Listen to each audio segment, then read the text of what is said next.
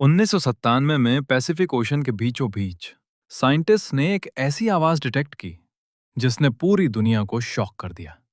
इस साउंड का नाम दिया गया द ब्लूप। यह आवाज इतनी पावरफुल थी कि उसे 5000 किलोमीटर दूर तक सुना गया। नासा और नोआ के साइंटिस्ट ने जब सिग्नल एनालाइज किया तो उन्हें लगा ये किसी लिविंग क्रीचर की आवाज हो सकती है। लेकिन प्रॉब्लम यह थी, धरती पर इतना बड़ा कोई नोन क्रीचर एग्जिस्ट ही नहीं करता। द ब्लूप की फ्रीक्वेंसी किसी एनिमल जैसी थी, लेकिन उसकी पावर ब्लू व्हेल से भी कई गुना ज्यादा थी।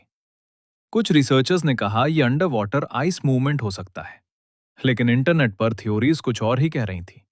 लोग बिलीव करने लगे कि डीप ओशन में आज भी कुछ अननोन क्रीचर्स मौजूद हैं जिन्हें इंसानों ने कभी नहीं देखा।